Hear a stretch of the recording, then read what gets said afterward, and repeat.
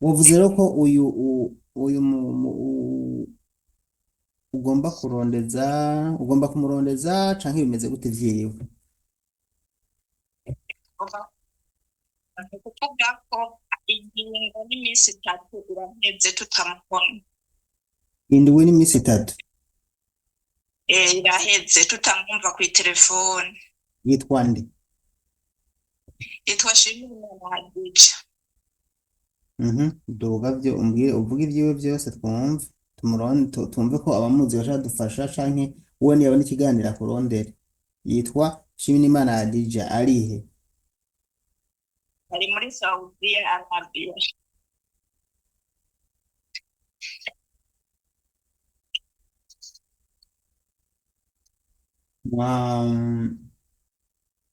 yasafirishijwe n'ikigo ikihe Yasafurishije n'ikigo kiri mu Kigobe. mu kigobe ko hari ibigo vyinshi Ishirahamwe ryabo ryitwa United Line Recruitment Agency. kumwe cyo kwa Vianney Cyo kwakira. none mwamubuze gute vyari bimeze gute vyiwe Uko yakorera nta ngorane bari bafitaniye na mabuja wiwe canke umubosi wiwe. Ukwezi guheze yamuhemba. Ni ukuvuga ko yari ahamaze umwaka n'igice. Kuva muri uwo mwaka n'igice nta n'umusi n'umwe twari bwigere tumubona kw'iterefone kuko telefone yiza kuba yanapfuye yari gutira mabuja wiwe akatubwira ati telefone yagize ikibazo canke akabwira mama. Ibyo rero ntitwikika ko telefone yoba yapfuye. Iyo bazagiye amakuru kubera akoresha uburyo bwose ahora twandikira akatubwira ati bijya ndasapfiriye ntimundondere ariko kuva ku wa mbere ntitumva n'icwa amajwi yawe ntameze neza ariko gute subiramo twumve uhindura uko uriko uravuga nimenga urivugira muri ekuteri canke uri kuvuga ku telefone bisanzwe wapi je mvuga telefone bisanzwe ntabwo nshira muri ekuteri urakumvise neza ati yasafiriye byara bigenda gute iyo asafiriye uhora ati telefone akatubwira ati kugira ndasafiriye ntimundondere tukaca kubabwira ko atari hari tukarindira mpaka ataza basafiriye nta minsi itatu nyine yahera wapi wavuze ko yitwa nde Shimirimana Hadija avuka mu ntara ya komine n'umusozi avuka mu ntara ya Bubanza komine Mpanda agacimbira Inyamabere Treonzi aho bita ku G11 arubatse canke ntiyubatse oya ntabwo yubatse karafise abana we mufaniki ni mutonya wanje none bamaze iyo ndi yose yaheze mutumva ata message ata niki mwibaza ko byagenze gute ko ashira amakenga muri kino gihugu urabona ko bigoye imitima ntiyagumye hamwe ariko narandikiye Vianney ndamubwira ati dufashe tureze mutonya wacu ntabwo tumubona Vianney yarasubye ahubwo ntumusubire arasoma ntakwishura ndasubira ndandira deja acambwira ngagomba gikurikirane deja kuva kwa gatandatu kwa Mungu kugeza n'umwanya n'isaha ntarigera mbwira ngo bimeze uko none niba kubwira cyangwa umumwibutsa umubaza telefone cyangwa upirako nta n'ikintu na kimwe anyishura afise erega bagira message nk'igihumbi navyo hari igihe bincanga rero urumva bisaba yuko wowe buri munsi wandika message ukamwibutsa message ukaguma uduga hejuru y'abandi umwibutsa ukora rya foto wamuhaye umubwira ati twabuze umuntu witwa naka tumubura igihe iki aho ka message akajana n'ifoto yiwe akaguma abibona buri munsi, niko babigenza. ntako ntagira ndagerageza U- nkakoresha basi aperi kuko mba nzi ko bafise abantu benshi ahubwo aperi yoyo baca bakupa byose biranka mu majambo make. wewe coco viyane ntiwotusha Mm, oya viyane wewe woba uri kumva nigora mbe mm. Ngo nizere yuko uko biri kose rero ngaha ko tumaze kubishira hano, hari hano kuri urubuga rwanyu burya akenshi abantu babuzwe, abantu bafite ingorane barazi ko ababonekera ngaha. Hano ndazi ntihabura abantu bashobora kudufasha kugira ngo tubire, kandi nanjye ndaza kugerageza gukontakita aba bantu banyu nyine babasafirisha. Urafise none ibiranga ibimuranga nka pasiporo, fotokopi canke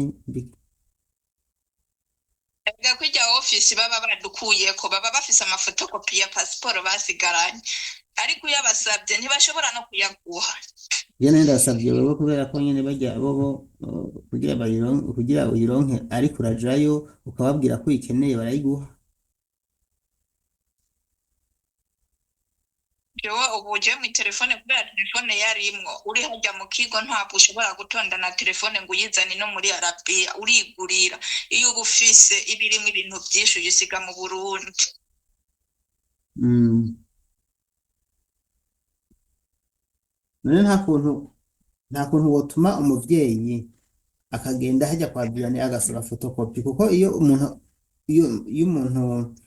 abuzwe uca ukoresha fotokopi ukayihereza ambasade ukamubwira ati uyu muntu twaramuze kuva iki gihe iki n'iki n'iki, ati rero dushaka mudufashe kumurondera. Ambasade ishirabaza nimero za pasiporo kubera ko baba babifise byose hariya muri systeme. Abantu bari abarundi bari hariya baca baraba umuntu bagaca baraba ahantu ari located, umubose wiwe ahantu haba, ahantu akorera basi, hanyuma bagaca bakontakita urya muntu bafise contact ziwe ziba ziriko, ati dukeneye kumenya amakuru y'uwo mukobwa umukozi wawe ukuntu ukuntu, aca bishyura akababwira uko amerewe neza, habaye ikibazo iki n'iki n'iki, byibuze iyo information ambasade ikaba irayirose. nawe reka ndaza kuyituma mama Bijya ku busanzwe ambasade irabafasha rwose. N'ujya mukobwa yaragwaye, yari amaze iminsi agwaye, akoreshwa agwaye, waramubonye ejo sinzi ko wamubonye. Burya ambasade yaramutwaye, kandi uyu munsi niho naramenya amakuru yiwe gusa, mugabo ejo yaramutwaye ambasade imujana ahantu heza bamwitaho n'ukuri, aravuga ati jewe nibereye ubona ndaryamye ndiko ndaruhuka, ambasade yangiriye neza yantwaye nyine, ukumva nyine ko yishimiye ivyo ambasade yamukoreye. Nanje nama ndanabashishikariza ko muza mwitaho cane kwitura ambasade. Inimero nazi bashireko ngaho, mugize ikibazo cyose mukabanza kwitura, mwituye bijya biro biba byabasafirishije mukabona ntacyo bafashije, mugaca mugenda no kuri ambasade ubwo nyene mukababwira ati dufite ingorane zinizi nizi. Kuri ambasade baratabara, je ndamaze kubyibonera ko babikora cane kandi kenshi.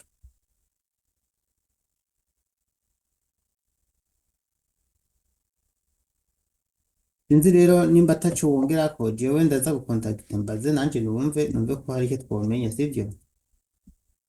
saro Mm.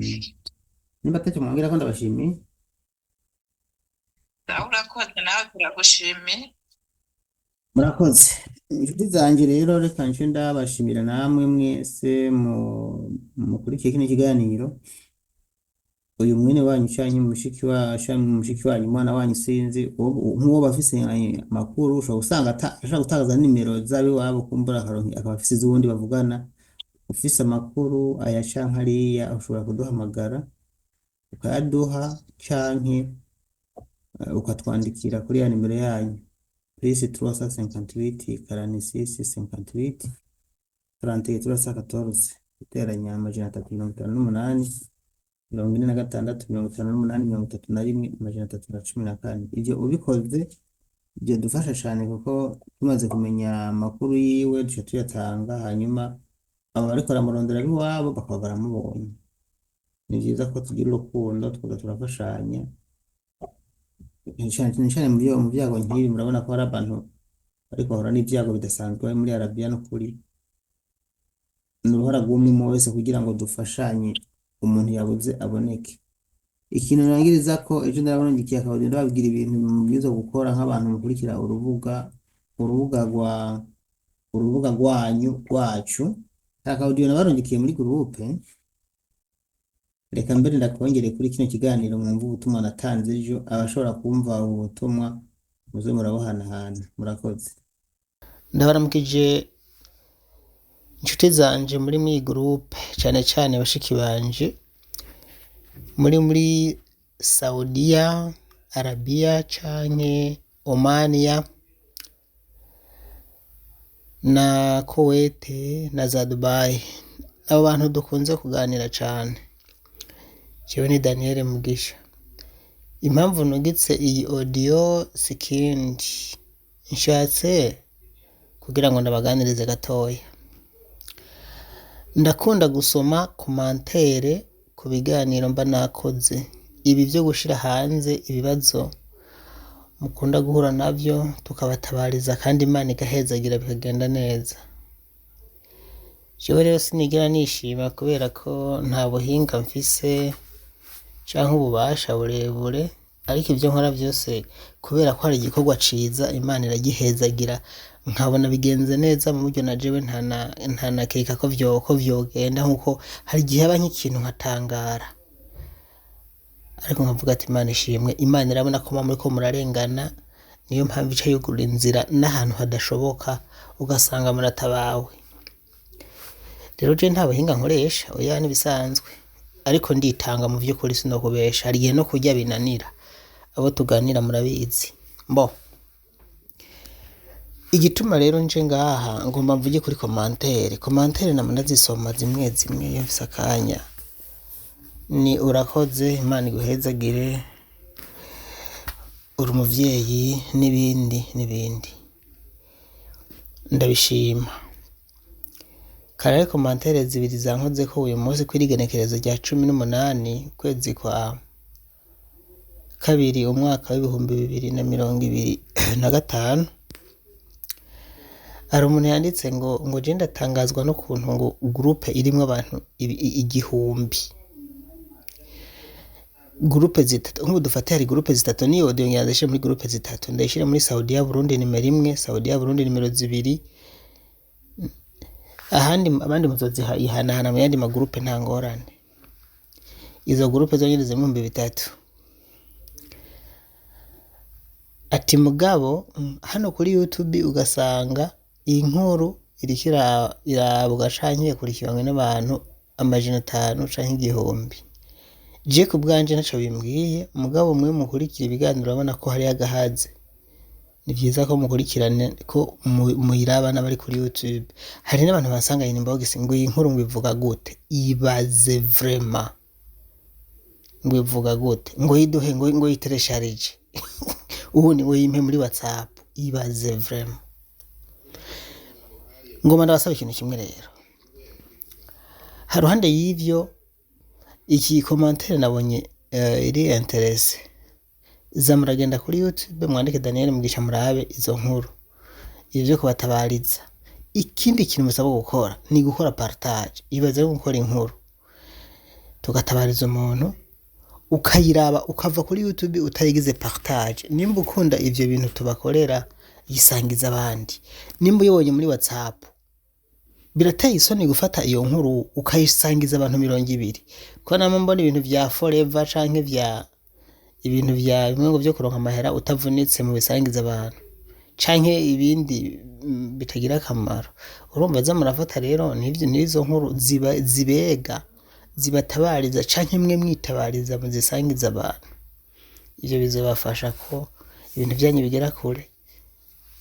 Niho nisheni shirabwa cyane. Hama uri kuri YouTube ukibuka gukora like inkuru, gufyonda like hanyuma ukagira na subscribe canke sabone nimba utabikoze. Je ntavyo nama mvuga ku busanzwe, nta n'umunsi umwe mbwira abantu gukora sabone kubera ko mbona bidakenewe. Utazogira sabone canke subscribe nyene ngo azora gukurikira inkuru, ni utazozaronka izo nkuru akazoza kubaza nyene ngo urumva ngo inkuru ngo imeze gute ngo ibiki, akambaza ibintu n'ukuri nashize kuri YouTube.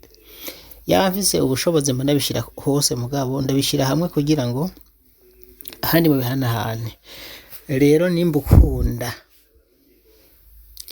ibiganiro vyacu bisangiza abandi, hari ikibazo se? Izo komantere ko ari zibiri n'ukuri zankoze ko ndavuga ati hariho abantu kumbure babona ibintu n'abandi usanga batabibona. Hariho umuntu nama mbona buri gihe ambwira ngo mbaye wa mbere kuri YouTube. Ndamukunda cyane mugo turaganira inbox kubera ko nababwira ngo mpamagara inbox. Kumbura agateba agasanga abandi bamuciye ko kuko nakira message ku munsi nk'amajana gahe. Hariho abantu usanga batagotwa ari abambere bakoze sabone bafyonda no kuri notification, abo nibo baronka ibiganiro 5 kuri 5. Rero nariko ndabakibura nanje nimba ari munezezwa no ko umuntu abafasha, zamurasangiza ivyo biganiro abandi, hama ibisigaye navyo nta vyinshi novuga. Murakoze.